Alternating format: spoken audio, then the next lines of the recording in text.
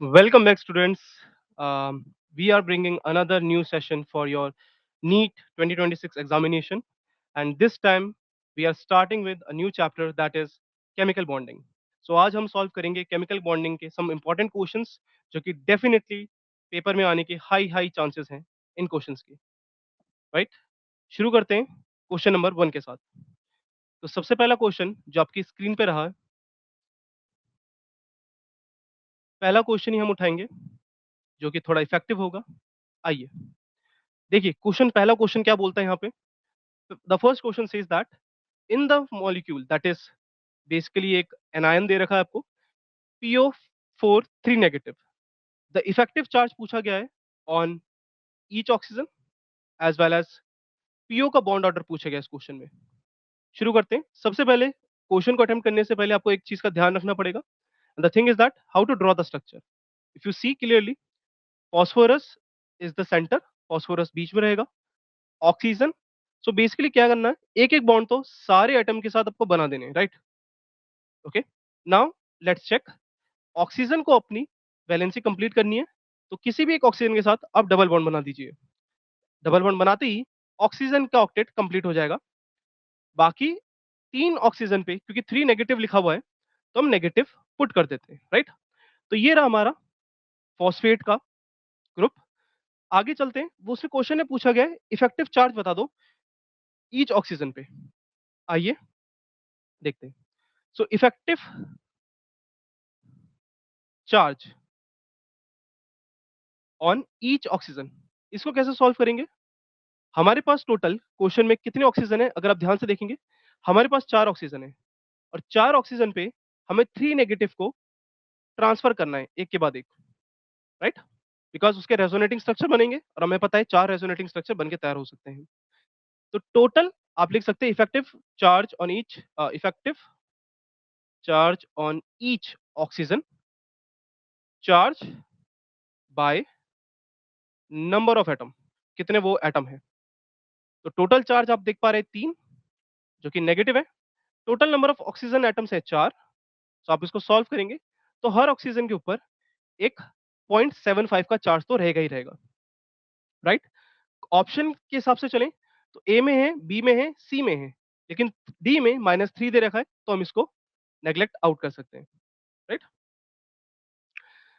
उसके बाद देखते हैं आगे चल के। क्वेश्चन ने बोला अगले पार्ट में that we have to calculate the PO bond order. PO का बॉन्ड ऑर्डर बताना है। अब अगर आपको पता है कि रेजोनेटिंग स्ट्रक्चर कैसे बनते हैं, तो ये भी आपको बात पता होनी चाहिए कि जो सबसे पहला रेजोनेटिंग जो भी आप स्ट्रक्चर बनाते हैं, वो एक रेजोनेटिंग स्ट्रक्चर ही होता है। क्योंकि अगर वो परफेक्ट हाइब्रिड हुआ, तो आपको रेजोनेटिंग स्ट्रक्चर बनाने की जरूरत ही नहीं है, राइट? इस बात का हमेशा ध्यान रखना। तो ये आपका पहला रेजोनेटिंग स्ट्रक्चर है। मैं क्या करता हूँ यहाँ से दूसरा रेजोनेटिंग स्ट्रक्चर बनाऊंगा। वो भी बहुत सिंपल है बनाना, मैं सिखाता हूँ कैसे। आप देख पा रहे हैं कि ऑक्सीजन पे नेगेटिव है। आप इस नेगेटिव को यहाँ पे डोनेशन कराइए, इस वाले बॉन्ड को ऊपर शिफ्ट करा दीजिए। आपका दूसरा रेजोनेटिंग स्ट्रक्चर बनके तैयार है, PO4 3 नेगेटिव का, राइट? सो अब डबल बॉन्ड कहाँ पे आ गया? डबल बॉन्ड इस तरफ आ गया, राइट? अब वापस से हम क्या करेंगे, ये जो नेगेटिव बॉन्ड नेगेटिव है इलेक्ट्रॉन, इसको हम यहाँ शिफ्ट कराएंगे, इसको यहाँ शिफ्ट कराएंगे। ऐसा करते ही हमारे पास एक और रेजोनेटिंग स्ट्रक्चर बनके तैयार है, जिसमें कि अब डबल बॉन्ड इस ऑक्सीजन पे आ चुका है। एंड फाइनली जब मैं इस वाले इलेक्ट्रॉन को भी ट्रांसफर कराऊंगा, तो ये बॉन्ड यहाँ उठेगा, शिफ्ट हो जाएगा, और मेरे पास चौथा रेजोनेटिंग स्ट्रक्चर बनके तैयार रहता है। क्वेश्चन अब ये उठता है कि क्या यहाँ पे पांचवा रेजोनेटिंग स्ट्रक्चर बन सकता है? वेल, अब चाहे तो इसको इलेक्ट्रॉन को डोनेट करिए, राइट? अब चाहे तो इस इलेक्ट्रॉन को डोनेट करें यहाँ पे, बट उससे क्या होगा, इस इलेक्ट्रॉन के यहाँ डोनेट करते ही वापस से आपको पहला वाला मिल जाएगा। सो आपके कितने रेजोनेटिंग स्ट्रक्चर हुए? 1 2 3 4, 4 रेजोनेटिंग स्ट्रक्चर। सो क्वेश्चन ने पूछा था हमसे कि बॉन्ड ऑर्डर क्या होगा, सो आप लिख सकते हैं bond order is equal to total number of bonds. कितने नंबर ऑफ बॉन्ड्स आ रहे हैं आपके पास? सिग्मा बॉन्ड्स कितने हैं और पाई बॉन्ड्स कितने हैं? तो सिग्मा बॉन्ड्स अगर मैं गिनूं तो मेरे पास 4 सिग्मा बॉन्ड्स है, पाई बॉन्ड 1 है, तो टोटल मेरे पास 5 बॉन्ड्स हैं। और कितने रेजोनेटिंग स्ट्रक्चर बनके तैयार हुए हैं मेरे पास? 4। तो यहाँ से जो बॉन्ड ऑर्डर में निकालूंगा वो आ जाएगा 5/4, एंड दैट इज 1.25। तो जो क्वेश्चन था उसका पहले पार्ट का आंसर रहा -0.75, एंड द सेकंड पार्ट का आंसर रहा 1.25। So A is the correct option for this question. Okay, अब इसके बाद हम नेक्स्ट क्वेश्चन पे चलते हैं और नेक्स्ट क्वेश्चन के बारे में बात करते हैं। आइए, नेक्स्ट क्वेश्चन कहीं ना कहीं हाइब्रिडाइजेशन से रिलेटेड है। क्वेश्चन को समझने की कोशिश कीजिए कि क्वेश्चन चाहता क्या आपसे। क्वेश्चन बोलता है कि मैक्सिमम नंबर ऑफ 180 डिग्री के एंगल बताइए। Tell the maximum number of 180 degree angle in what hybridization, sp3 sp3d2 and sp3d। तो सबसे पहले तो ये पता होना चाहिए कि हाइब्रिडाइजेशन में ज्योमेट्री क्या होगी, उससे भी काफी आइडिया मिलेगा आपको। तो sp3d2 ये होता है हमारा ऑक्टाहेड्रल। क्या होता है ये? That is octahedral. And what about sp3d? That is tetrahedral, right.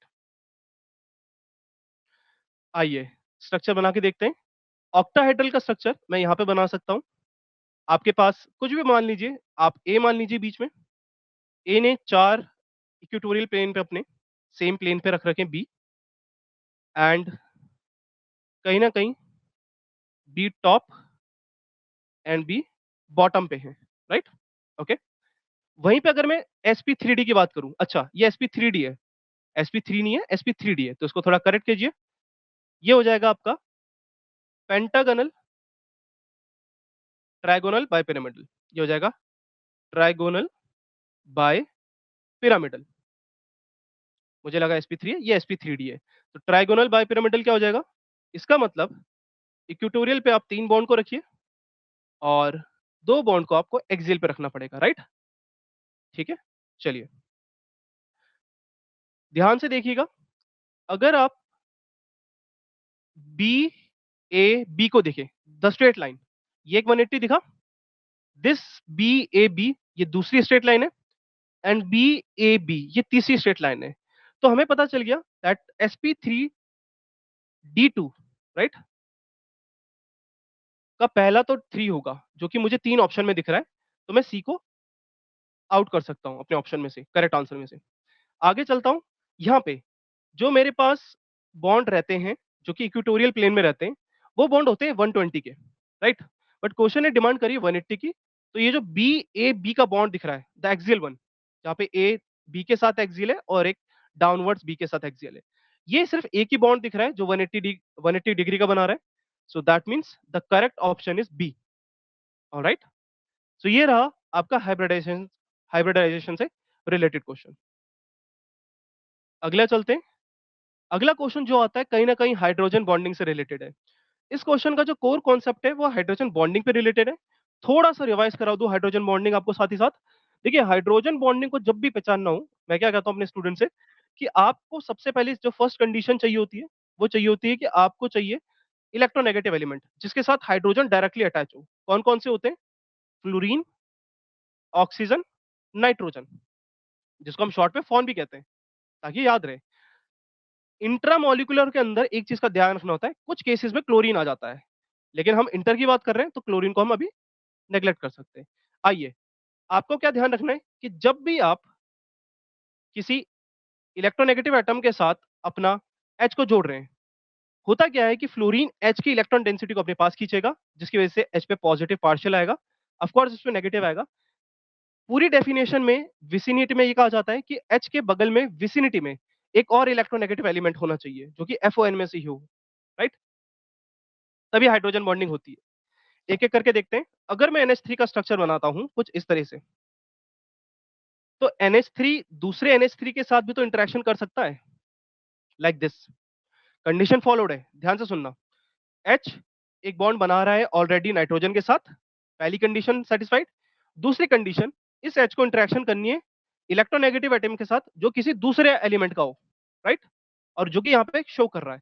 तो यस, NH3 आपका इंटरमोलिकुलर हाइड्रोजन बॉन्डिंग शो कर रहा है। वाटर पे देखिए, वाटर का स्ट्रक्चर आपको पता है, थोड़ा सा बेंड टाइप का होता है।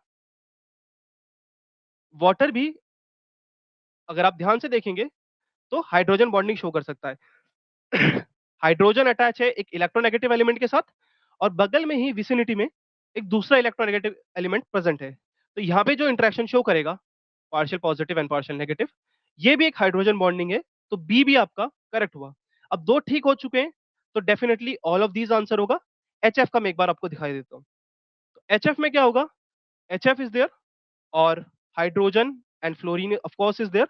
So what it can show, the fluorine and HF, the fluorine of another molecule of HF can show interaction with this H. वो इस H के साथ इंटरेक्शन शो कर सकता है।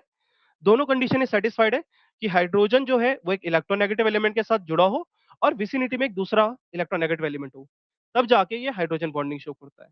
तो इस क्वेश्चन का जो करेक्ट आंसर था वो था ऑल ऑफ दिस। इसी के साथ अगले क्वेश्चन पे चलते हैं। आइए, कहीं कभार ऐसे क्वेश्चन देखने को मिलते हैं। The question says which molecule contains both polar and non polar covalent bonds. ऐसा कौन सा मॉलिक्यूल है जिसमें कि पोलर बॉन्ड भी मिले और नॉन पोलर कोवेलेंट बॉन्ड भी मिले। आइए, सबसे पहले तो हमें हाइब्रिडेशन निकालनी आनी चाहिए और स्ट्रक्चर बनाना चाहिए। चीजें काफी सिंपल हो जाएंगी। अगर मैं SO3 को देखूं तो मेरे को पता है सल्फर के जो वैलेंस इलेक्ट्रॉन होते हैं वो 6 होते हैं और ऑक्सीजन को कहीं ना कहीं अपना ऑक्टेट कंप्लीट करने के लिए 2 इलेक्ट्रॉन शेयरिंग में चाहिए। तो SO3 का स्ट्रक्चर मैं ऐसा बना सकता हूं, इसमें कोई इश्यू नहीं है, राइट। ट्रायगोनल प्लेनर टाइप का, राइट। सल्फर के 6 इलेक्ट्रॉन मैंने दिखा दिया आपको, आपको शायद दिख भी रहे होंगे यहाँ पे। और ऑक्सीजन दो दो इलेक्ट्रॉन अपने शेयर करके अपना ऑक्टेट भी कंप्लीट कर रहा है। तो इस बॉन्ड में पोलैरिटी हम बोल सकते हैं, बट नॉन पोलर नहीं है, क्योंकि ऑक्सीजन सल्फर में इलेक्ट्रोनेगेटिविटी डिफरेंस है। आपको कोई ऐसा एग्जांपल चाहिए जिसमें पोलर बॉन्ड भी रहे कोवेलेंट का, नॉन पोलर भी रहे। क्योंकि पोलर बॉन्ड तो तब आएगा जब आपके पास इलेक्ट्रोनेगेटिविटी का डिफरेंस हो ज्यादा। नॉन पोलर तब आता है जब इलेक्ट्रोनेगेटिविटी डिफरेंस बहुत ही ज्यादा कम हो, और ये ज्यादातर उन केसेस में आता है जिसमें आपके एटम सिमिलर नेचर के हों, राइट। आइए NH3 की बात करें। NH3 में एक लोन पेयर रहेगा आपका, हाइब्रिडाइजेशन आपकी sp3 रहेगी लेकिन एक लोन पेयर के साथ। ये जो स्ट्रक्चर है ये आपका पिरामिडल शेप का है और इसमें हाइड्रोजन और नाइट्रोजन में भी आपका पोलर बॉन्ड रहेगा क्योंकि इलेक्ट्रोनेगेटिविटी डिफरेंस काफी ज्यादा है, राइट। तो ए ऑप्शन भी नहीं हुआ, बी भी नहीं हुआ, सी पे चलते हैं। जैसे ही मैं N2H4 को देखता हूं तो मुझे इसका स्ट्रक्चर बनाना है। तो सबसे पहले तो नाइट्रोजन, क्योंकि देखिए सेंट्रल एटम की जगह अब 2 एटम है तो उन दोनों को ही बीच में रख दिया। हाइड्रोजन बनाया, हाइड्रोजन बनाया, हाइड्रोजन बनाया, हाइड्रोजन बनाया, लोन पेयर बनाए, लोन पेयर बनाए। जाहिर सी बात है नाइट्रोजन और हाइड्रोजन जो बॉन्ड है वो तो इलेक्ट्रोनेगेटिव है, तो वो तो हमारे सेटिस्फाई कर रहे हैं पोलर कोवेलेंट बॉन्ड को। लेकिन ध्यान दिया जाए, जो नाइट्रोजन और नाइट्रोजन है ये तो दोनों सेम स्ट्रेंथ के हुए ना, इनकी इलेक्ट्रोनेगेटिविटी सेम है। सो इसने दूसरी कंडीशन को भी फॉलो करा। So that means the correct answer is C. But एक बार डी को भी देख लेते हैं। डी में देखें तो जेनॉन दे रखा है और जेनॉन के साथ मेरे को ऑक्सीजन और 4 फ्लोरीन दे रखे हैं। अगर आपको ध्यान हो तो एक्सॉन जेनॉन को बनाने होते हैं 8 इलेक्ट्रॉन होते हैं। जेनॉन के पास कितने इलेक्ट्रॉन होते हैं? 8 इलेक्ट्रॉन होते हैं, राइट। 1 2 3 4 5। तो देखिए इसको थोड़ा अच्छे से बनाता हूं मैं।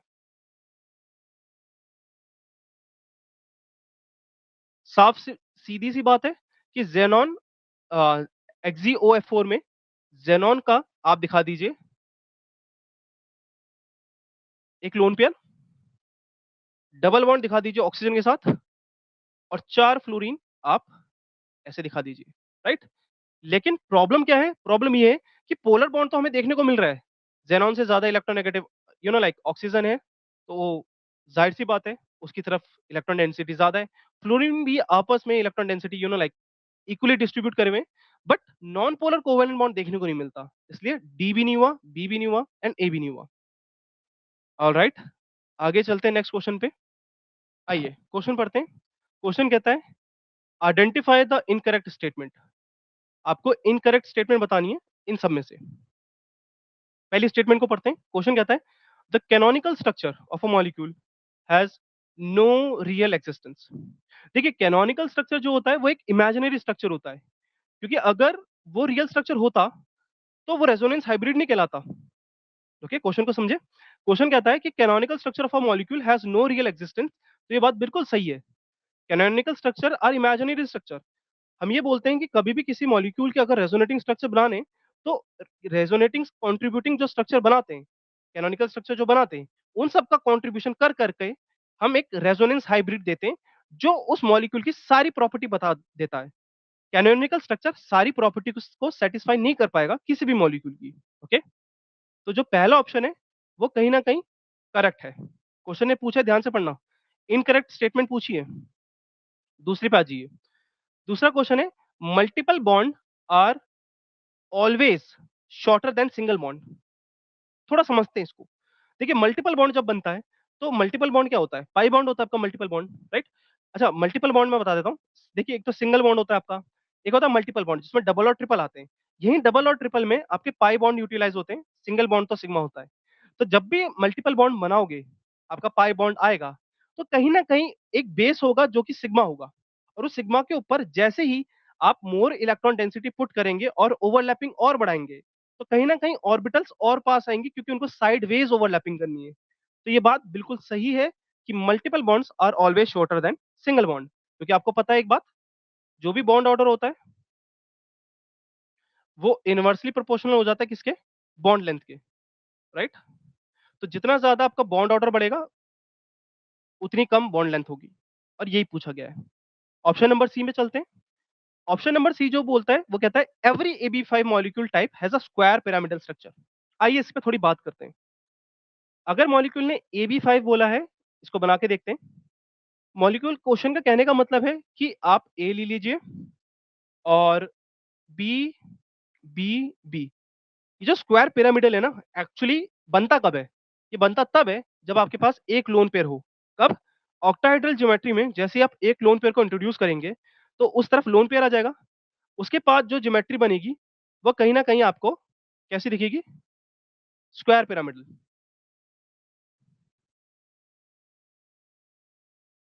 राइट? लेकिन ऐसा ज़रूरी भी नहीं है, क्योंकि कुछ AB5 मॉलिक्यूल स्क्वायर जिनके पास देखिए लोन पेयर नहीं है, लेकिन AB5 में, ये है क्या? AB5 प्लस लोन पेयर वालों के लिए, ओके? उन्होंने पूछा है। बट जो सिर्फ AB5 है जिसमें कोई लोन पेयर नहीं है, वो स्क्वायर पिरामिडल बनाते नहीं है, वो जा ही नहीं सकते ऑक्टाहेड्रल तक। वो वो कहाँ जाते हैं हमारे? वो जाते हैं ट्रायगोनल बाइपिरामिडल तक। वो बनेगा कैसा स्ट्रक्चर? 3 मॉलिक्यूल्स, 3 एटम्स को आप क्या करिए? इक्वेटोरियल प्लेन में रख दीजिए और 2 को आप एक्सियल पे रख दीजिए, इस तरीके से, राइट? सो ये हो गया trigonal bipyramidal, trigonal bipyramidal, right? So यहाँ पे ट्रायगोनल बाइपिरामिडल का आप कोई सा भी एग्जांपल ले लीजिए। आप PCl5 ले लीजिए, राइट? PCl5 ले लीजिए और स्क्वायर पिरामिडल के अंदर ऐसा कोई भी स्ट्रक्चर जिसमें कि एक लोन पेयर आ रहा हो, आप वो रख लीजिए और 5 बॉन्ड बना दीजिए, राइट? तो यहाँ पे मेरे हिसाब से आप रख लीजिए BrF5, राइट? 5 फ्लोरीन लगा दिए और 1 लोन पेयर रख दिया क्योंकि हमें पता है ब्रोमीन के जो वैलेंस इलेक्ट्रॉन होते हैं 7 होते हैं। तो एक का लोन पेयर चले गया, बचे 5, उसमें हमने एक-एक इलेक्ट्रॉन के 1-1 फ्लोरीन के साथ बॉन्डिंग करवा दी। ओके? Like this way. चलिए, अगले क्वेश्चन पे चलते हैं हम। अगला क्वेश्चन आपकी स्क्रीन पे ये रहा। क्वेश्चन कहता है which of the following molecule is polar? इनमें से कौन सा मॉलिक्यूल पोलर नेचर का है? देखिए पोलर नेचर के लिए कहीं न कहीं डायपोल मोमेंट या इलेक्ट्रोनेगेटिविटी इंपॉर्टेंट तो है, बट डायपोल मोमेंट भी ऐसा हो कि वो एक दूसरे को कैंसल आउट ना करे, राइट? तो इस बात का बड़ा ध्यान रखना है। आइए स्ट्रक्चर बनाते हैं। सबसे पहला जो स्ट्रक्चर आता है वो आता है PF3Cl2। तो PF3Cl2 का जब मैं स्ट्रक्चर बनाने जाता हूँ, तो कहीं न कहीं यहाँ पे मेरी कोशिश ये रहती है कि PF3Cl2 में जो मेरे पास हायर इलेक्ट्रोनेगेटिव एलिमेंट है, वो कौन-सा है? वो है फ्लोरीन। तो फ्लोरीन को मैं सबसे पहले उस पोज़ीशन पे रखना चाहूँगा जहाँ पे s कैरेक्टर कम आए, वो होती है एक्सियल्स, राइट? एलोंगेटेड होते हैं, p ऑर्बिटल का कैरेक्टर ज़्यादा होता है, s का कम होता है। तो इलेक्ट्रोनेगेटिव एटम को तो यही बॉन्ड चाहिए जहाँ पे s कम हो। अब जब मैंने 2 फ्लोरीन लगा दिए हैं, मेरे पास कोई ऑप्शन बचता नहीं है, तीसरा फ्लोरीन मुझे इक्वेटोरियल प्लेन में लगाना ही पड़ेगा, राइट? बाकी बचे 2 Cl लगा दीजिए, ओके? आगे चलते हैं। अगला जो ऑप्शन था यहाँ पे, वो था PCl5, उसको भी देख लीजिए। P लगाया, अब तो देखिए सारे ही 5 हैं और PCl5 की हाइब्रिडेशन भी आपकी sp3d है, राइट? इसकी हाइब्रिडेशन भी क्या है? sp3d है। कैसे निकाली वो भी बता देता हूँ। देखिए फास्फोरस का अगर आप देखेंगे तो वैलेंस इलेक्ट्रॉन 5 है। फास्फोरस के वैलेंस इलेक्ट्रॉन 5 है, तो 5 वैलेंस इलेक्ट्रॉन को, राइट, d ऑर्बिटल है, तो कहीं न कहीं मैं ज़रा फटाफट आपको बना के दिखा दूँ in case anyone is having doubt. So देखिए, नॉर्मल फास्फोरस कुछ इस तरह से दिखता है। लेकिन आपको पता है उसने बॉन्ड बना रखा है, तो कहीं न कहीं फास्फोरस ने एक्साइटेशन कराई होगी। एक्साइटेशन कराने के बाद उस लास्ट पेयर्ड इलेक्ट्रॉन को अनपेयर्ड करवाया होगा और इस तरह से उसने 5 इलेक्ट्रॉन रखे। ये सारे इलेक्ट्रॉन Cl के साथ सिग्मा बॉन्ड ले रहे हैं क्योंकि Cl अपना एक-एक इलेक्ट्रॉन लाया होगा, राइट? सो सबके साथ आप क्या कीजिए, एक-एक बॉन्ड बना दीजिए सारे Cl के साथ, ओके? तो इस तरह से आपका PCl5 बन के तैयार हो गया, राइट? तो यहाँ पे भी हमें देखने को मिल रहा है कि PCl5 में भी अच्छा एक चीज़ और देख लीजिए कि हाइब्रिडेशन कैसे पता निकालते हैं? s ऑर्बिटल, p की 3 ऑर्बिटल और d की 1 ऑर्बिटल, तभी बोला जाता है sp3d, ठीक है? तो ये जो हाइब्रिडेशन हुई, वो हुई sp3d टाइप की। आगे चलते हैं, तो ये भी sp3d हुआ, ये भी आपका sp3d हुआ। अगला जो होता है, 2 बचे हैं PCl3F2 एंड XeF4। PCl3F2 तो यहाँ पे हमें पता है Cl लगाना है, सॉरी F लगाना है क्योंकि हाई इलेक्ट्रोनेगेटिव एलिमेंट है। So phosphorus, fluorine, fluorine and then chlorine, chlorine, chlorine, right? And finally इसके बाद जो बचता है, वो बचा था हमारा XeF4। सो XeF4 में आपको पता है ज़ेनॉन के 8 इलेक्ट्रॉन है। अगर आप 4 इलेक्ट्रॉन को यूज़ कर रहे हो, तो 2 लोन पेयर बचेंगे। कितने बचेंगे? 2 लोन पेयर। तो 2 लोन पेयर बचेंगे। देखिए, हाइब्रिडेशन का निकालने का एक ट्रिक है, वो भी बता देता हूँ। साथ ही साथ जब भी हाइब्रिडेशन निकालते हैं, तो हाइब्रिडाइजेशन निकालने के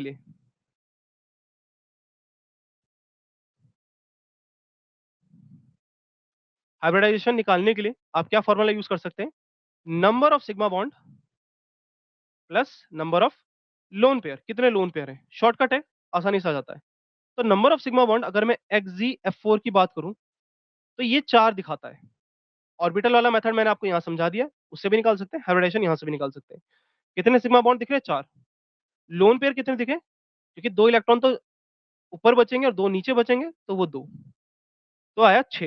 ये जो 6 स्टेरिक क्राउडिंग का नंबर आया, ये रिज़ेम्बल करता है आपका sp3d2 जो कि एक ऑक्टाहेड्रल ज्योमेट्री के अंदर अरेंजमेंट कैसा आया? स्क्वायर प्लेनर टाइप का, ओके? अब आइए क्वेश्चन पे। क्वेश्चन कहता है कि मुझे इन सारे चारों स्ट्रक्चर से आपको ढूँढ के बताना है, किसमें पोलर मॉलिक्यूल बन के निकलेगा। अगर क्लोरीन ऊपर और नीचे तो कहीं न कहीं वो फास्फोरस से इलेक्ट्रॉन डेंसिटी खींचेंगे, मोर इलेक्ट्रोनेगेटिव है, एक दूसरे को नलिफाई करेंगे। वहीं पे एक पॉइंट से अगर 3 सिमिलर स्ट्रेंथ की स्ट्रेंथ लगाओगे, तो वो भी नलिफाई होगी। तो ये मॉलिक्यूल नॉन पोलर है। ये क्या है? Non polar. तो ये करेक्ट आंसर नहीं हुआ। ऑप्शन नंबर सी में भी क्लोरीन यहाँ खींच रहा है, ये वाला क्लोरीन भी और ये क्लोरीन भी। अगर एक पॉइंट से 3 इक्वल स्ट्रेंथ के लोग खींचते हैं, तो आपको पता है कहीं पे भी शिफ्ट नहीं होने वाला, कहीं पे भी पोलैरिटी शिफ्ट नहीं होने वाली। तो ये भी आपका क्या रहेगा? Non polar. क्योंकि ऊपर और नीचे भी सेम स्ट्रेंथ के फ्लोरीन एक दूसरे को कैंसल आउट करेंगे, बाकी 3 क्लोरीन एक दूसरे को कैंसल आउट करेंगे। बचा ए और डी। कहीं न कहीं आपको पता चल चुका है अभी तक, ए एक सही आंसर है क्योंकि देखिए फ्लोरीन तो एक दूसरे को कैंसल आउट कर देगा, but there will be a imbalance over here क्योंकि एक फ्लोरीन है और यहाँ पे 2 क्लोरीन है। तो यहाँ पे चांसेस हैं बिकॉज़ ऑफ दिस अनबैलेंस के कि सम पोलैरिटी जनरेट होगी। Why not the last one? Because last one में जो ऊपर की तरफ लोन पेयर है और जो नीचे की तरफ लोन पेयर है, वो भी एक दूसरे को कैंसल आउट करेंगे और बाकी जो 4 फ्लोरीन बच गए, वो तो एक दूसरे को कैंसल आउट वैसे भी कर ही रहे हैं क्योंकि सेम पॉइंट से अगर 3 को बाँधो, 2 को बाँधो, सेम स्ट्रेंथ के, तो आप कहीं नहीं जाने वाले। Got it? ये रहा इस क्वेश्चन का आंसर। सो इस क्वेश्चन का जो सही आंसर रहा बच्चों, वो रहा ए। A molecule that is PF3Cl2 is the one which is polar in nature. ये polar है नेचर में। इसी के साथ हम अपने अगले क्वेश्चन पे चलते हैं। आइए, अगला क्वेश्चन भी कुछ इस तरह से रहा। क्वेश्चन को बड़े ध्यान से पढ़ना। क्वेश्चन कहता है विच of the following has the maximum covalent character? किसमें मैक्सिमम कोवेलेंट कैरेक्टर है, राइट? ध्यान से सुनना। पहला क्वेश्चन कहता है, क्या लिथियम क्लोराइड में मैक्सिमम कोवेलेंट कैरेक्टर है? क्या बोरॉन ट्राइक्लोराइड में मैक्सिमम कोवेलेंट कैरेक्टर है? क्या CCl4 में मैक्सिमम कोवेलेंट कैरेक्टर है? या BCl2 में मैक्सिमम कोवेलेंट कैरेक्टर है?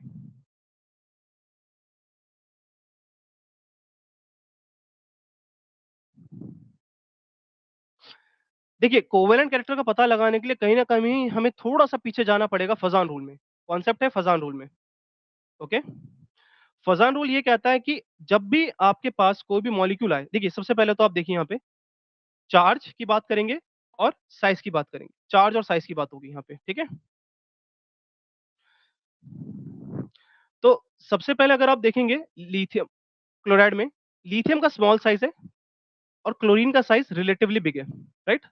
उसके बाद बेरिलियम में देखिए, बेरिलियम में बेरिलियम 2 पॉज़िटिव का साइज़ भी स्मॉल है, चार्ज भी ज़्यादा है और 2 क्लोरीन लगे हुए हैं, राइट?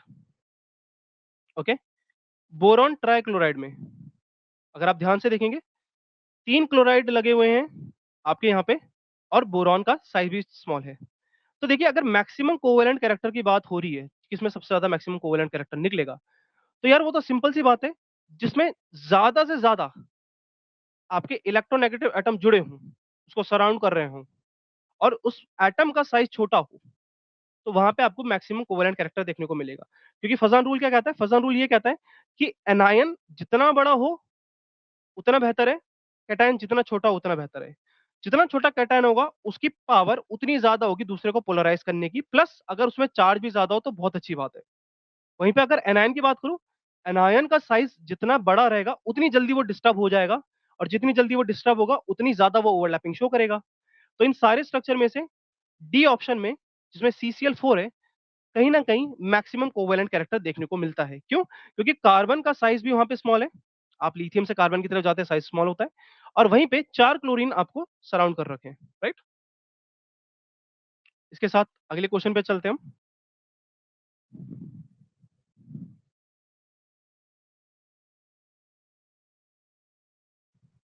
आइए, अगला क्वेश्चन के बारे में बात करते हैं। अगला क्वेश्चन क्या है? अगला क्वेश्चन ये कहता है कि which of the following molecule, इनमें से कौन-सा मॉलिक्यूल कंटेन करता है पी पाई डी पाई बॉन्ड? काफ़ी इंटरेस्टिंग क्वेश्चन है कि पी पाई डी पाई बॉन्ड कौन से मॉलिक्यूल के अंदर देखने को मिल जाता है?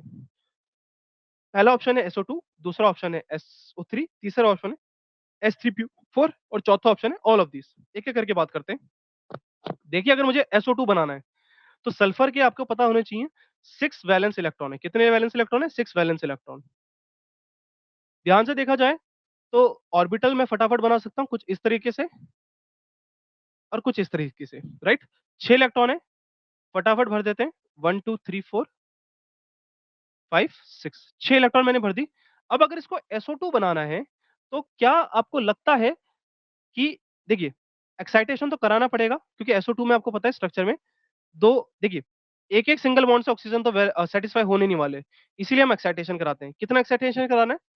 एक लोन पेयर को एक्साइटेशन करा दीजिए, हमारा काम हो जाएगा। उसको एक्साइटेशन कराते ही हमारे पास कुछ इस तरह से स्ट्रक्चर बन के आ जाएगा, जिसमें यहाँ पे आप सल्फर के साथ पहला सिग्मा बॉन्ड, फिर दूसरे सल्फर के साथ पहला सिग्मा बॉन्ड, फिर सल्फर के साथ पाई बॉन्ड और दूसरे सल्फर के साथ पाई बॉन्ड बनाते हैं, जो कि आपको SO2 के अंदर देखने को मिलता है।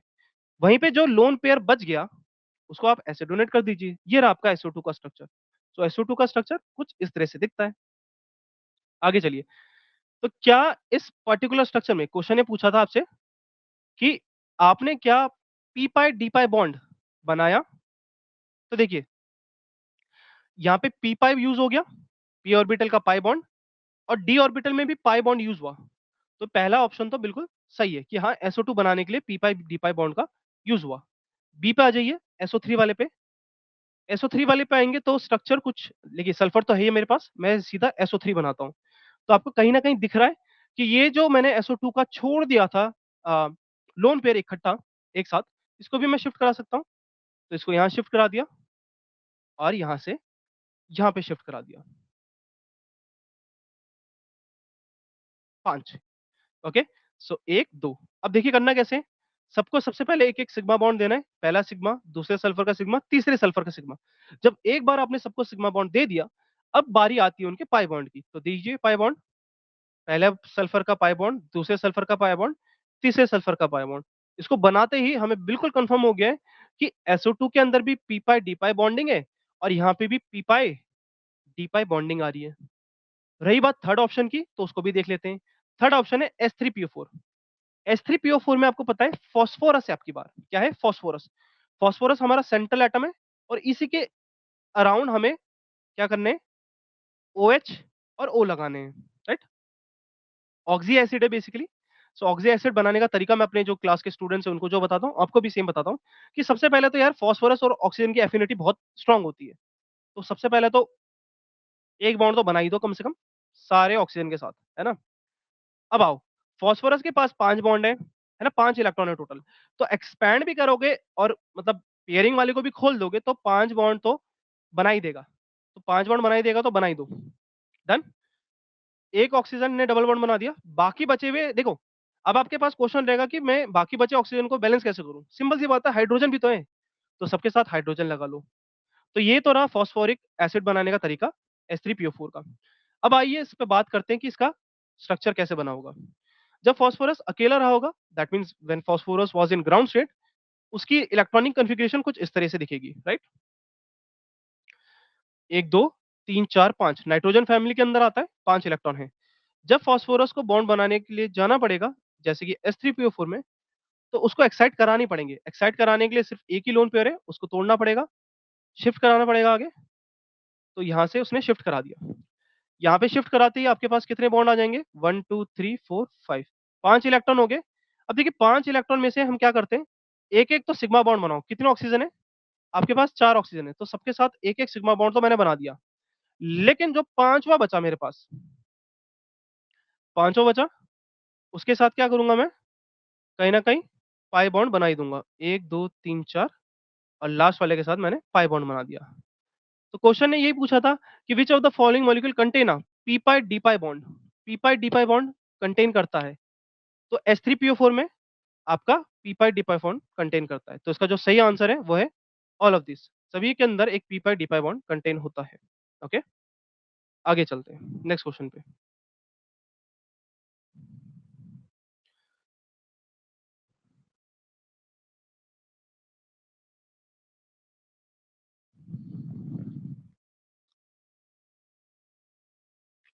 आइए अगला क्वेश्चन पे बात करते हैं। काफ़ी इंटरेस्टिंग क्वेश्चन है।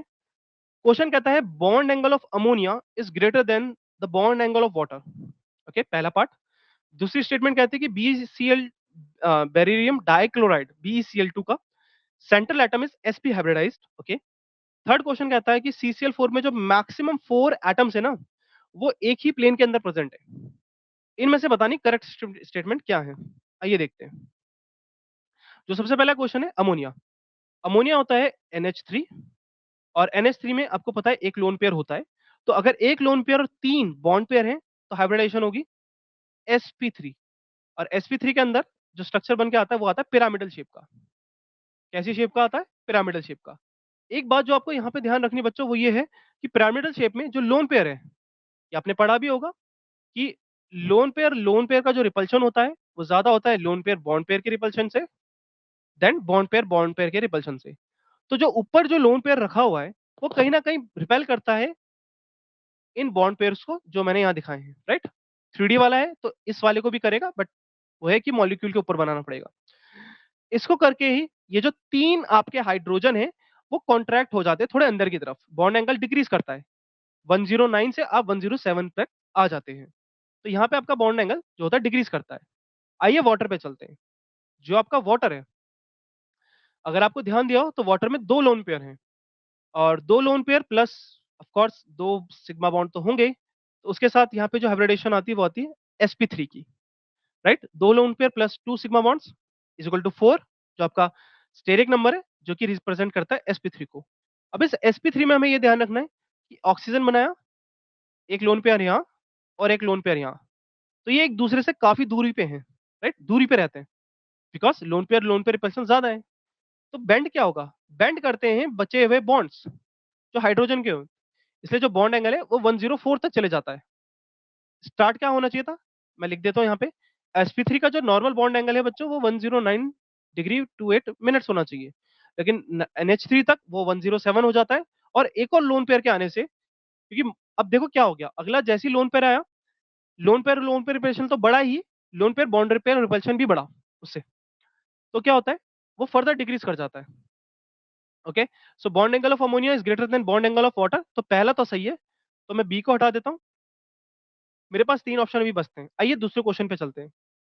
वो कहता है बेरिलियम क्लोराइड में सेंट्रल एटम क्या है? sp हाइब्रिडाइज्ड है।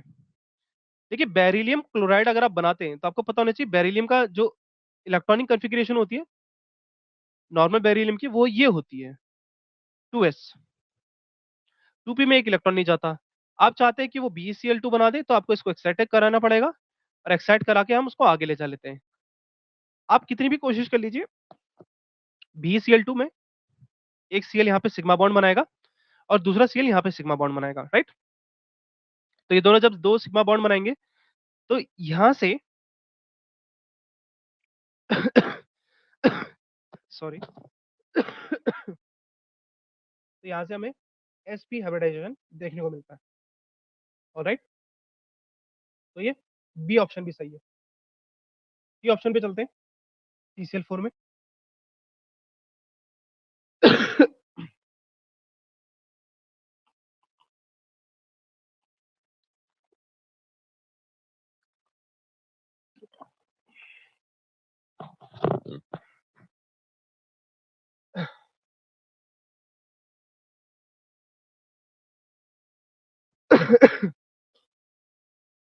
तो हाँ, आगे चलते हैं सी ऑप्शन में। तो सी ऑप्शन में हमें देखने को क्या मिलता है? सी ऑप्शन में हमें ये देखने को मिलता है कि जो CCl4 है, उसमें 4 एटम है जो कि सराउंड कर रहे हैं कार्बन एटम को। क्वेश्चन बोलता है कि क्या maximum 4 atom are present in a plane? तो आइए उसका स्ट्रक्चर भी देख लेते हैं। CCl4 का अगर मैं स्ट्रक्चर बनाऊं तो वो एक क्या है? टेट्राहेड्रल स्ट्रक्चर है। कैसा स्ट्रक्चर है? टेट्राहेड्रल। तो ये जो टेट्राहेड्रल स्ट्रक्चर है बेसिकली वो कुछ इस तरीके से दिखता है, ClCl, जिसमें एक Cl आपका फ्रंट में हो जाता है और एक Cl आपका बैक में हो जाता है। तो इस पूरे स्ट्रक्चर में अगर आप एक प्लेन की बात करें, तो जैसे मैंने ये प्लेन खींच दिया, तो इस प्लेन में मुझे ये Cl और ये Cl ही है जो एक प्लेन में मिलेंगे। जैसा क्वेश्चन ने बोला है, 4 एटम एक प्लेन में मिल ही नहीं सकते। Okay, so the maximum 4 atoms are present in one plane in case of sp3d hybridization. sp3 hybridization is it not possible, वो पॉसिबल ही नहीं है। ए ऑप्शन सही है, बी ऑप्शन सही है, तो ऑप्शन सी सही हुआ। ओके, इसका भी ध्यान रखना है कि जो अपने ऊपर सही करे उसको नीचे भी आपको बारी से ले जाना है, बिल्कुल सही तरीके से ले जाना है, right? A is incorrect and D is incorrect क्योंकि सी इनकरेक्ट है। ऑलराइट, आगे चलते हैं इसके साथ अगले क्वेश्चन पे। आइए, बड़ा मजेदार क्वेश्चन है। क्वेश्चन कहता है असर्शन रीजन टाइप का है, statement wise, basically statement types का है असर्शन रीजन है। सुनना जरा, क्वेश्चन कहता है given below are two statement. Statement पढ़िए, वो कहता है स्टेटमेंट 1 कहती है acetone is soluble in water. क्या एसीटोन वाटर सॉल्युबल है? स्टेटमेंट 2 कहती है acetone forms intermolecular hydrogen bonding with water. Interesting. इन दोनों स्टेटमेंट के हिसाब से आपको आंसर बताने। तो सबसे पहले सॉल्व करने के लिए एसीटोन पता होना चाहिए। तो जिन बच्चों को पता है acetone is CH3COCH3, right? That is the acetone, जो सिंपलेस्ट कीटोन पॉसिबल है, लोएस्ट नंबर का, द फर्स्ट कीटोन। नाउ क्या ये वाटर सॉल्युबल होता है? वेल काफी बच्चों को कंफ्यूजन रहती है कि सर इसके पास आर ग्रुप्स हैं तो ये सॉल्युबल नहीं होगा। और उसके अलावा अभी मजेदार बात बताता हूँ, वो ये पढ़ते हैं ऑर्गेनिक में कि एसीटोन को हम ऑर्गेनिक सॉल्वेंट के साथ यूज करते हैं, तो कहीं ना कहीं ये कंफ्यूजन आती है। एक बात को ध्यान से सुन लेना, एसीटोन को आप दोनों के लिए यूज कर सकते हो, ऑर्गेनिक के लिए भी और वाटर के लिए भी, दोनों में वो सॉल्युबल होता है। ऑर्गेनिक में जाहिर सी बात है आपके CH3 these groups can show interaction. But मैं एक चीज दिखा दूं यहाँ पे, अगर मैं एसीटोन का स्ट्रक्चर बनाऊं तो कहीं ना कहीं आपको पोलैरिटी भी दिख रही होगी इसमें, इस मॉलिक्यूल के अंदर पोलैरिटी भी दिख रही होगी। क्यों? ऑक्सीजन मोर इलेक्ट्रोनेगेटिव है, तो पार्शियल नेगेटिव यहाँ, पार्शियल पॉजिटिव यहाँ, राइट? अब आ जाइए वाटर में। अगर मैं वाटर का स्ट्रक्चर बनाऊं तो आपको पता है वाटर का स्ट्रक्चर कुछ इस तरह से रहेगा, लोन पेयर, लोन पेयर। अभी जस्ट मैंने आपको हाइड्रोजन बॉन्डिंग समझाई थी बच्चों, क्या थी? कि हाइड्रोजन, सबसे पहले तो हाइड्रोजन होना चाहिए, वो हाइड्रोजन किसी इलेक्ट्रोनेगेटिव एलिमेंट के साथ हो जो FON में से हो, और विसिनिटी में एक और इलेक्ट्रोनेगेटिव एलिमेंट हो जो कि FON में से ही होना चाहिए। तो क्या पहली कंडीशन सेटिस्फाई हुई कि H O से अटैच है?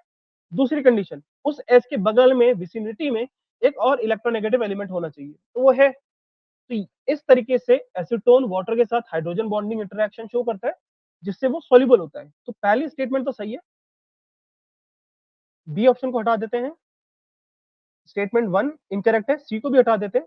तो बेसिकली अब हम टाई में आ चुके हैं, या तो ए सही होगा या तो बी सही होगा।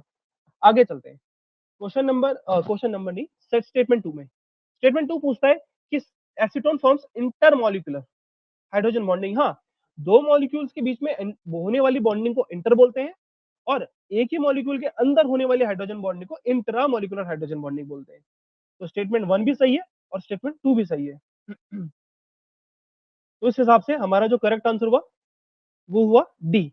Both statement are correct, first as well as second, दोनों स्टेटमेंट बिल्कुल सही है। चलिए अगले क्वेश्चन पे चलते हैं। जो अगला क्वेश्चन हमारे सामने रख के आता है उसके बारे में बात करते हैं।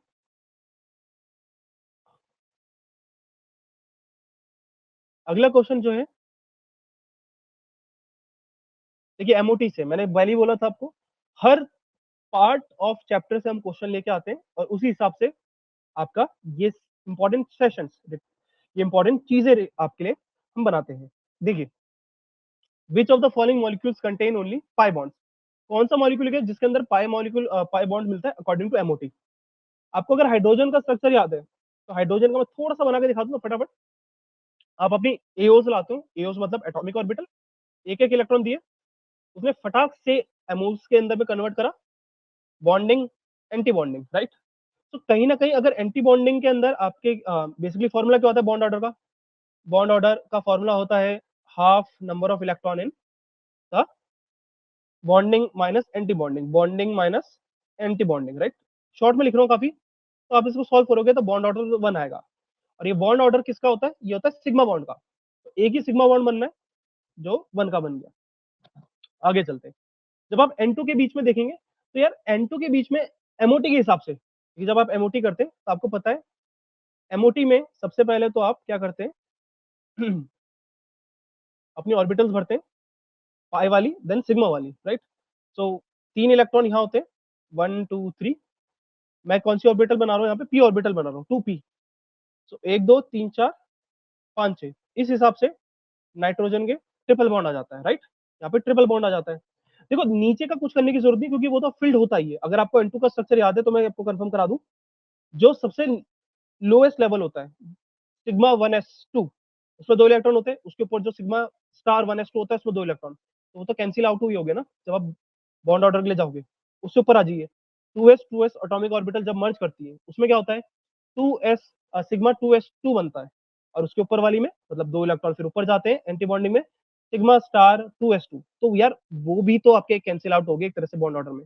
बचे क्या, बचे आपके पी वाले। तो इसलिए हम कभी कभार, आपने ये भी देखा भी होगा, जो लोअर ऑर्बिटल्स जो एओज होते हैं एमओस वाले, उसको हम हाइड भी कर देते हैं बॉन्ड ऑर्डर कैलकुलेट करने में क्योंकि जरूरत नहीं होती, राइट। तो यहाँ पे मैंने बनाया तो ट्रिपल बॉन्ड आया, और ट्रिपल बॉन्ड में कहीं ना कहीं मुझे पता है क्योंकि इलेक्ट्रॉन किस में गए, पाई पी एक्स पाई पी वाई, और यार sigma 2p z, right, 2px 2py sigma 2pz। तो यहाँ पे जो pz है, राइट, उसमें इलेक्ट्रॉन गए आपके, राइट।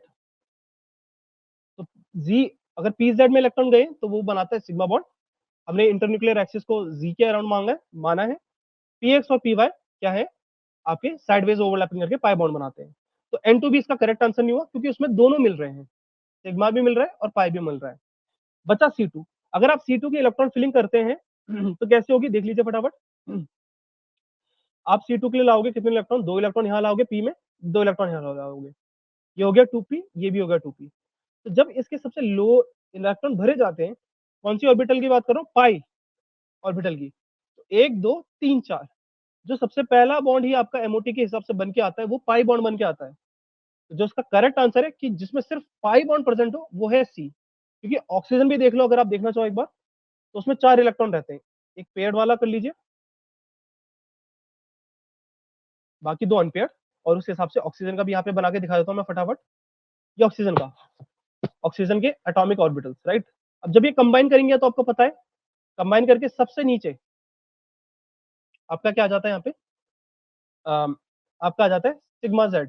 तो सिग्मा जेड में आप 2 इलेक्ट्रॉन डाल दीजिए, उसके बाद आप बाकी के यहाँ पे भर दीजिए लाइक दिस, ओके। जब आप ऐसा कर देंगे तो यहाँ पे आपके कितने हो जाएंगे अब, और हाँ 2 इलेक्ट्रॉन बच गए तो वो आपके अब ऊपर चले जाएंगे 1 2 लाइक दिस। तो देखिए तभी 6 इलेक्ट्रॉन आपके कितने हो गए बॉन्डिंग में, 2 इलेक्ट्रॉन एंटी बॉन्डिंग में। तो हाफ 6 - 2, 4/2 2, तो इसलिए O2 के अंदर आपको डबल बॉन्ड देखने को मिलता है, जिसमें एक सिग्मा एक पाई है। तो इस क्वेश्चन का जो करेक्ट आंसर है वो है C2। ओके, तो इस तरह से क्वेश्चन करना होता है। कंफ्यूज कर सकता है अगर आपने इसकी प्रैक्टिस ना करी हो। आगे चलते हैं, आइए वापस से और स्ट्रक्चर की थोड़ी प्रैक्टिस करते हैं हम। क्वेश्चन क्या कहता है, ध्यान से सुनना। विच of the following statement is incorrect, इनमें से कौन सी स्टेटमेंट इनकरेक्ट है। सबसे पहले पूछा गया उसने शेप ऑफ SF4। आपको पता है SF4 में सल्फर के पास 6 वैलेंस इलेक्ट्रॉन है। कितने वैलेंस इलेक्ट्रॉन है? 6 वैलेंस इलेक्ट्रॉन है। तो आपने सल्फर बनाया,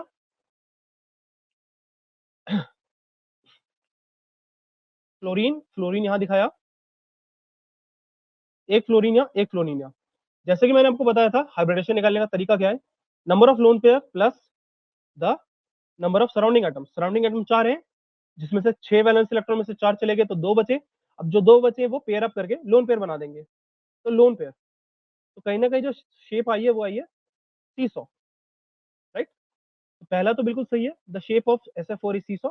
आगे चलते हैं, geometry of XeF6 is pentagonal bipyramidal. क्या पूछा गया है? ज्योमेट्री XeF6 की क्या है? Pentagonal bipyramidal. आइए इस पे भी देखते हैं।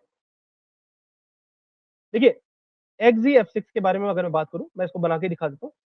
जेनॉन आपको पता है कंप्लीटली फिल्ड रहता है। मुझे चाहिए 6 बॉन्ड्स बनाने हैं, तो मैं इन्हीं 3 ऑर्बिटल्स को डिस्टर्ब करूंगा। तो थोड़ा सा मैं इसको खोल के दिखा दूं यहाँ पे, और यहाँ डी लगा देता हूँ मैं। 1 2 3 4 5, एक लोन पेयर मेरे पास रहेगा। 1 2 3 4 5 6, ये सभी के सभी फ्लोरीन के साथ क्या कर रही होंगी? एक एक सिग्मा बॉन्ड बना रहे होंगे, right. They all are making one sigma bond with the fluorine. Done. अब सुनना ध्यान से, अगर XeF6 की बात करूं तो स्ट्रक्चर बनाने में कितनी ऑर्बिटल पार्टिसिपेट करें? एक S, 3P और 3D। तो जो हाइब्रिडेशन आई वो sp3d आई, sp3d3। अब इसमें क्या है, एक लोन पेयर प्रेजेंट है। तो जिसकी ज्योमेट्री हुई वो पेंटागनल बायपिरामिडल, देखिए हुई। तो मैं इसको बना देता हूं, देखिए जरा। जेनॉन बना, 6 फ्लोरीन है और एक लोन पेयर है। तो आपने बनाया फ्लोरीन, फ्लोरीन, एक लोन पेयर को आप साइड में दिखा दीजिए, फिर एफ, एफ, एफ और एफ, राइट। इस तरह से हमने अपना XeF6 बना दिया है। आगे चलते, क्वेश्चन कहता है shape of ClF3 T shape. जो ClF3 है उसकी जो शेप है वो है टी। अब वही करना है, Cl के पास 7 इलेक्ट्रॉन है, इसके पास, Cl के पास। आपको यूटिलाइज कितने करने हैं? आपको यूटिलाइज करने हैं इनमें से सिर्फ 3। अब मैं थोड़ा सा फास्ट करूंगा यहाँ पे, क्योंकि आप सीख चुके होंगे। तो 2 इलेक्ट्रॉन मैंने क्लोरीन के दिखाए, 1 2 3 4 5, 5 होते हैं। 5 में से मुझे बस एक ही शिफ्ट कराना था, तो 2 लोन पेयर तो मैं रखूंगा, उस एक को मैंने शिफ्ट करा दिया। जैसे कि अब मेरे पास हो गया फ्लोरीन, फ्लोरीन एंड फ्लोरीन। ये सारे फ्लोरीन सिग्मा बॉन्ड बना रहे हैं। मींस हाइब्रिडेशन कराओगे कौन सी वाली? sp3d वाली, जिसमें कि 2 लोन पेयर रहेंगे। आइए देखिए, फ्लोरीन बनाना है तो जाहिर सी बात है, फ्लोरीन एक इलेक्ट्रोनेगेटिव एलिमेंट है। इसको वो ऑर्बिटल्स प्रेजेंट है, पसंद है, जिसमें एस कैरेक्टर कम हो, ताकि ज्यादा से ज्यादा डोनेशन मिल सके, जो कि होगी एक्सेल वाली। यहाँ पे रहा फ्लोरीन, ये 3 फ्लोरीन बन चुके हैं। और यहाँ से एक लोन पेयर कुछ इस तरीके से और कुछ इस तरीके से। तो इसकी वजह से इसकी जो शेप है वो टी शेप या बेन टी शेप भी हम कभी कभार बोलते हैं, राइट। ये रहा। लास्ट देख लेते हैं, the hybridization of nitrogen in nitric oxide. Question ने बोला है नाइट्रिक ऑक्साइड में हाइब्रिडेशन। अब सबसे पहले तो आपको पता नहीं चाहिए नाइट्रिक ऑक्साइड होता क्या है। आइए देखिए, नाइट्रिक ऑक्साइड का फॉर्मूला देख लीजिए यहाँ पे।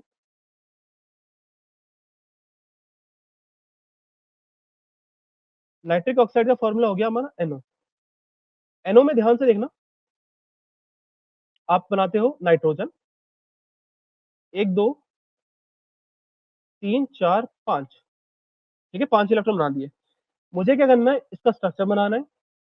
अब इसका स्ट्रक्चर बनाने के लिए ऑक्सीजन दे रखा है और उसके अलावा और कुछ नहीं दे रखा, ऑक्सीजन के साथ कुछ नहीं दे रखा। तो देखिए करते क्या है, पहले वाले से ऑक्सीजन का मैंने सिग्मा बॉन्ड बनाया, दूसरे वाले से ऑक्सीजन का मैंने पाई बॉन्ड बनाया, राइट। हाइब्रिडेशन के लिए सिर्फ वही जाएंगे, या तो देखो पेयर चले जाते हैं, हमने सीखा, या तो बॉन्ड वाले जाते हैं। सिंगल इलेक्ट्रॉन हाइब्रिडेशन में नहीं जाता, वो प्योर पी ऑर्बिटल में ही प्रेजेंट रहेगा। तो जो NO का स्ट्रक्चर बनेगा कहीं ना कहीं वो कुछ इस तरह से बनेगा, NO, और उसके अलावा एक लोन पेयर आपका रहेगा यहाँ पे और एक इलेक्ट्रॉन। तो देखा जाए तो sp2 हाइब्रिडेशन इसकी आ जाएगी। ओके, क्या आ जाएगी? sp2 hybridisation. तो क्वेश्चन ने यही पूछा था आपसे कि हाइब्रिडेशन क्या होगी। हाँ, इनकरेक्ट स्टेटमेंट, तो इनकरेक्ट स्टेटमेंट होगी डी। ठीक है, XgF6 की ज्योमेट्री जो है वो पेंटागनल बायपिरामिडल है, शेप जो आती है लोन पेयर की वजह से वो डिस्टॉर्टेड ऑक्टाहेड्रल आ जाती है। ठीक है, इस बात का ध्यान रखना। तो जो तो पहला सही है, बट देखिए क्वेश्चन इनकरेक्ट वाला है तो इसको देख के कंफ्यूज मत होना, इसलिए मैं हटा ही देता हूँ। D is the incorrect one, incorrect one, D is the incorrect one. ठीक है, क्वेश्चन नेगेटिव में था। चलते आगे, अगले क्वेश्चन पे चलते इसी के साथ। अगला जो क्वेश्चन है हमारा वो ये कहता है कि आपको दे रखा है क्वेश्चन ने,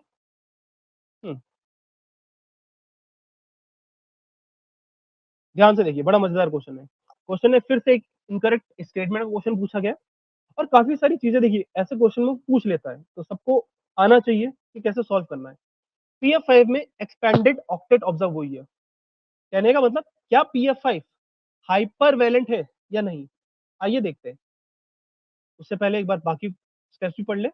PF5 में एक्सपेंडेड ऑक्टेट यूज हुई है, सेंट्रल एटम ओजोन O3 में जीरो फॉर्मल चार्ज होता है, और लास्ट में NO2 का जब आप स्ट्रक्चर बनाते हो तो वो एक ऑड इलेक्ट्रॉन मॉलिक्यूल बन के आता है। एक एक करके बात करते हैं। जो सबसे पहला हमारे पास क्वेश्चन निकल के आता है, पहला पार्ट, PF5 क्या एक्सपेंडेड ऑक्टेट में ऑब्जर्व होता है। देखिए, जब आप PF5 का स्ट्रक्चर बनाने जाते हैं, PF5 का, तो यार PF5 में आपको पता है फॉस्फोरस रहेगा, ऑर्बिटल्स कुछ ऐसे रहेंगी। अब इन्हीं ऑर्बिटल्स में हमें क्या इलेक्ट्रॉन बिठाने हैं। 5 इलेक्ट्रॉन तो हमारे होते हैं फॉस्फोरस के, लेकिन जब वो फॉस्फोरस पेंटा क्लोराइड में जाएगा तो आपको एक्साइटेशन करानी पड़ेगी। तो हम वहां से एक्साइटेशन कराते हैं, और एक्साइटेशन करा के हम उस इलेक्ट्रॉन को आगे ट्रांसफर करते हैं। मैंने उस इलेक्ट्रॉन को आगे ट्रांसफर कर दिया। अब बड़े ध्यान से किसी साथ देखिए, एक एक करके पांचों फ्लोरीन आएंगे और अपनी इलेक्ट्रॉन्स को शेयर करेंगे, sigma sigma sigma sigma sigma. तो कितनी ऑर्बिटल्स यूज हुई? एक s की, 3 p की और एक d की, राइट। तो हाइब्रिडेशन हुई sp3d, sp3d हाइब्रिडेशन से। देखिए, अगर आपने d ऑर्बिटल को यूटिलाइज करा है तो आपने अपनी नॉर्मल वैलेंसी से ज्यादा इलेक्ट्रॉन कंज्यूम करे। कितने? मैं दिखा देता हूँ, देखो एक बार आप भी देख लीजिए। इमेजिन करना, ये जो डॉटेड लाइन है, ये इलेक्ट्रॉन जो फ्लोरीन ने डोनेट करे वो है। तो देखो 8 तो यहीं तक हो गए, 10 यहाँ पे हो जाएंगे। तो यस, PF5 में आपका क्या है,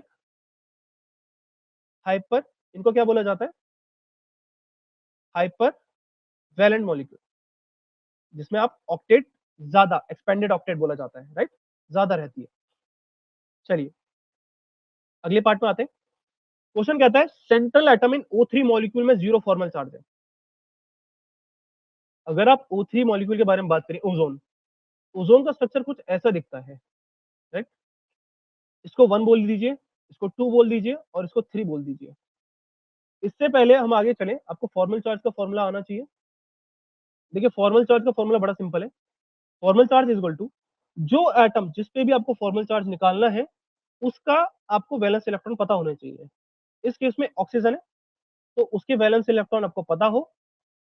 इसमें क्या करोगे? माइनस करोगे। क्या माइनस करोगे? Non bonding electron, non bonding electron, short में लिख रहा हूं, ब्रैकेट के अंदर इनका फुल फॉर्म लिख देता हूं, ठीक है, ताकि आपको आसानी रहे। नॉन बॉन्डिंग इलेक्ट्रॉन, जिसका मतलब हो गया lone pair, minus half of bonding electron. तो ऊपर वाले फॉर्मूले को पेपर में यूज करना, इतने बड़े बड़े फॉर्मूले लिखने की वहां पे कोई जरूरत नहीं है, फटाफट लिखना, सॉल्व कर देना। ये हो जाएंगे आपके बॉन्डिंग इलेक्ट्रॉन, वो इलेक्ट्रॉन जो बॉन्ड बनाने में पार्टिसिपेट कर रहे हैं। अब ध्यान से देखिए, मैं इनके लोन पेयर भी बना देता हूँ आपकी कन्वीनियंस के लिए। क्वेश्चन ने बोला सेकंड वाले पे बनाओ, जो सेंटर पे होता है ना, सेंटर पे बोला है, सेंटर वाले ऑक्सीजन पे बना दो। हाँ, सेंट्रल एटम पे। तो सेंट्रल एटम पे अगर हम बनाते हैं, ध्यान से देखना, सेंटर एटम का अगर मैं फॉर्मल चार्ज निकालूं, वैलेंस इलेक्ट्रॉन कितने हो गए? तीनों ऑक्सीजन के पास 6 होते हैं, सेंटर के पास भी 6 ही है। नॉन बॉन्डिंग इलेक्ट्रॉन्स कितने हैं आपके पास? नॉन बॉन्डिंग इलेक्ट्रॉन्स यहाँ पे आते हैं आपके पास 2। कितने आते हैं? निकल के 2। ठीक है, साथ ही साथ बॉन्डिंग इलेक्ट्रॉन्स आपके पास कितने निकल के आए, उस पर ध्यान देना। ओके, अच्छा अच्छा, एक चीज का ध्यान रखना, नॉन बॉन्डिंग इलेक्ट्रॉन्स की जगह, हाँ, नॉन बॉन्डिंग इलेक्ट्रॉन्स, तो नॉन बॉन्डिंग इलेक्ट्रॉन्स 1 2 ये रहे, 3 4 ये रहे, 5 6 ये रहे। तो ऑक्सीजन का जो सेंटर वाला है उस पर नॉन बॉन्डिंग इलेक्ट्रॉन्स रख दीजिए आप 2, minus half of bonding electrons, बताइए कितने बॉन्डिंग इलेक्ट्रॉन्स आ रहे हैं? सो यहाँ पे जो बॉन्डिंग इलेक्ट्रॉन्स आते हैं वो आते हैं आपके 6। ओके, कितने आते हैं बॉन्डिंग इलेक्ट्रॉन? आते हैं, वो आते हैं 6। कितने आ जाएंगे? 6 आ जाएंगे ना, 6। 1 2 3 4 5 6, 6 हो गए। सॉल्व करिए, 6 माइनस 2 माइनस 3, कितना हो गया ये? 6 माइनस 5, ये हो गया 1। तो बीच वाले पे जो फॉर्मल चार्ज आया वो आया 1 का, एक का फॉर्मल चार्ज आया। ओके, और वो पॉजिटिव 1 का आया। चलिए, क्वेश्चन ने बोला था central atom has 0 formal charge, तो ये गलत हो जाएगा।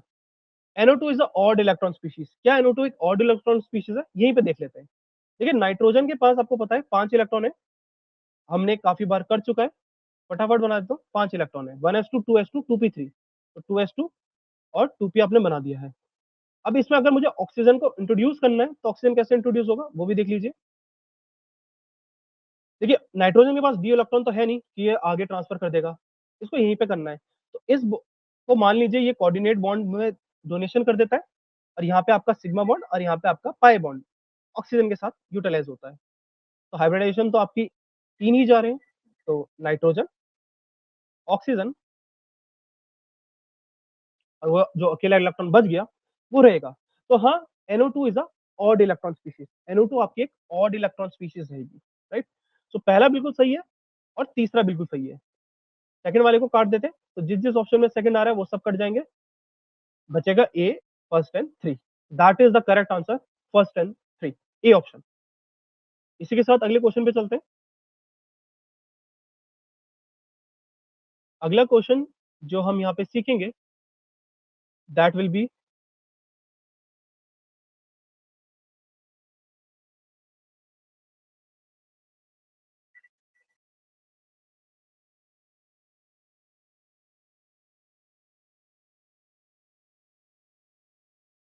This one. काफी मजेदार क्वेश्चन है, ध्यान से सुनना, मजा आएगा। क्वेश्चन कहता है मैच द फॉलोइंग करो ऑर्बिटल की गिवन इन द लिस्ट में in shape 1 with the shape 2, right, and choose the correct option. आइए एक एक करके बात करते हैं। देखिए, जब भी आप पढ़ रहे हैं एमओटी, एमओटी पढ़ते क्यों है? एमओटी ही हमें बताती है कि जो correct way of molecular interaction का, जो कि हाइब्रिडाइजेशन, वीबीटी, वेस्पर थ्योरी को सबको लिमिटेशन को करेक्ट करते हुए आया। फाइनली हम पहुंचे एमओटी में। एमओटी में ये बोला जाता है कि एटॉमिक ऑर्बिटल कंबाइन करती हैं, अपने कैरेक्टर को लूज करती हैं और एक न्यू मॉलिक्यूलर ऑर्बिटल बनाती हैं। तो आइए देखिए, सबसे पहले दे रखा है पाई 2px। जब भी पाई ऑर्बिटल बनाना है तो यार सिंपल सी बात है, अभी इन्होंने यहाँ पे बताया नहीं कि मॉलिक्यूलर एक्सिस क्या ली है, अज्यूम कर रहा हूँ कि वो मे बी जी है। तो पाई ऑर्बिटल कुछ इस तरह से ओवरलैप करेंगे, राइट, प्लस प्लस से करेगा, माइनस माइनस से करेगा।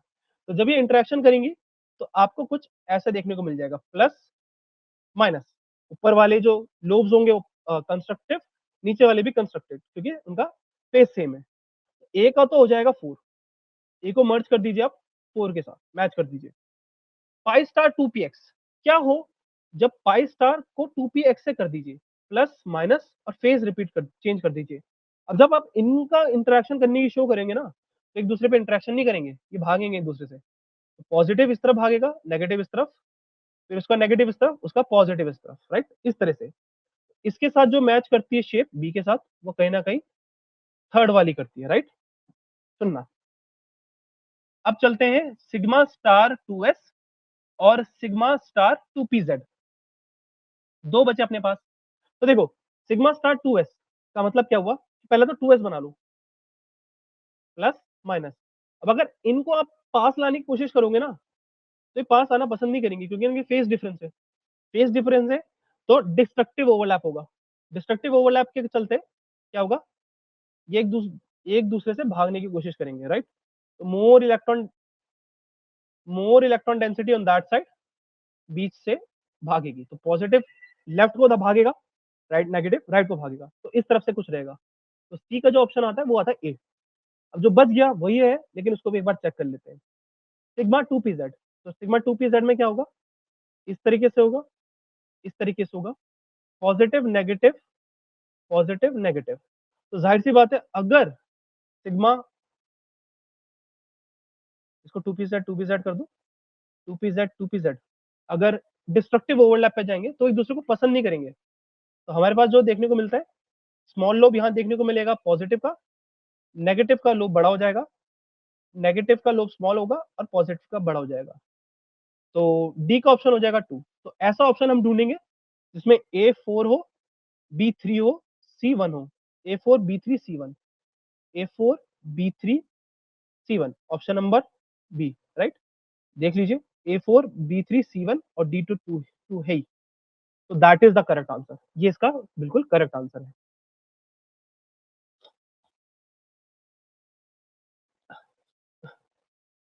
इसके साथ आगे चलते हैं अगले क्वेश्चन पे। देखिए अगले क्वेश्चन पे चलते हैं अब इसके साथ।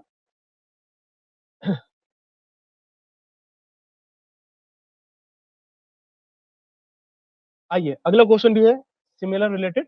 विच of the following molecule orbital contains two nodal plane. सबसे पहले तो ये बात पता होनी चाहिए कि नोडल प्लेन होते क्या है, व्हाट इज नोडल प्लेन। आप लोग नोट कीजिए, nodal plane is a plane, इसको मैं थोड़ा कॉन्टेक्स्ट दे दूं आपको। Nodal plane is a plane from which electron density should not be present on that particular plane. Electron density उस प्लेन में प्रेजेंट होनी ही नहीं चाहिए। सिग्मा 1s की बात करें तो सिग्मा 1s कैसे बनता है, जब 1s का कंस्ट्रक्टिव ओवरलैप हो, राइट। जब 1s का कंस्ट्रक्टिव ओवरलैप हो, तो जब 1s का कंस्ट्रक्टिव ओवरलैप होगा तो कुछ इस तरह से आपकी ऑर्बिटल्स बन के आ जाएंगे, right. More density on B, बीच में ज्यादा डेंसिटी होगी। तो यहां से आप कोई भी प्लेन कट कर दीजिए, हर प्लेन में आपको इलेक्ट्रॉन डेंसिटी तो मिल रही है, तो ये करेक्ट ऑप्शन नहीं हुआ। सिग्मा स्टार 1s के बारे में बात कीजिए थोड़ी। सिग्मा स्टार 1s के बारे में, 1s positive and face change कर दीजिए। ये लोग अभी थोड़ी देर पहले जो हमने क्वेश्चन करा था उससे थोड़ा सा हम हिंट भी ले सकते हैं। ये पसंद नहीं करेंगे, ये एक दूसरे से दूर भागने की कोशिश करेंगे, काइंड ऑफ दिस, ओके। ये एक दूसरे से दूर भागने की कोशिश करेंगे। तो इसमें एक प्लेन तो मिल गया, बट मुझे दो नोडल प्लेन चाहिए। एक प्लेन तो बिल्कुल डेफिनेटली दिख रहा है, ओके। तो ये भी सही ऑप्शन नहीं हुआ। अब बचा 5 star 2px and 5 star 2pz। 5 star 2px के बारे में बात कर लेते हैं एक बार। 5 स्टार 2px में कुछ इस तरह से ऑर्बिटल्स थी, पॉजिटिव नेगेटिव, नेगेटिव पॉजिटिव। अब अगर इनका आप कोशिश करेंगे इंटरेक्शन शो करने की, तो ये कैसे शो करेंगी, एक दूसरे से दूर भागेंगी, positive negative, sorry negative and positive. इनके इंटरेक्शन में थोड़ा सा मैं इसको दूर बना दूं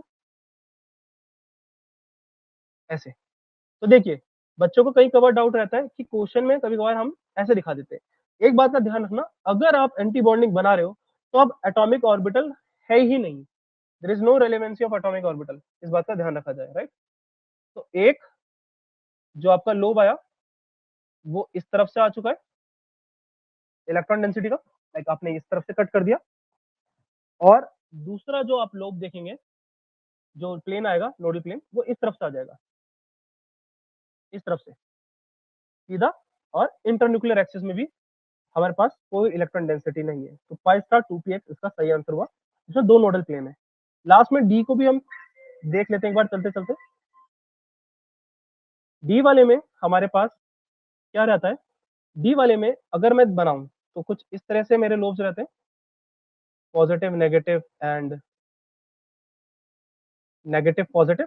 और जब हम इसका हम एंटी बॉन्डिंग बनाते हैं तो उसमें देख लीजिए ध्यान से, एंटी बॉन्डिंग में क्या रहता है कि बीच से ये भागने की कोशिश करते हैं। So like this, like this, positive negative, right, negative positive. तो यहाँ पे सिर्फ एक ही आपको क्या देखने को मिलता है, नोड प्लेन देखने को मिलता है, right.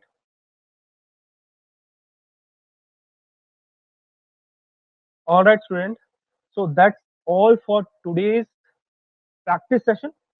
I really hope that this is going to be very, very helpful in your NEET examination. And in the next class, we are going to learn about the next chapter, that is thermodynamics. Till then, keep practicing, and definitely we are going to ace the NEET exam. Take care. Bye bye.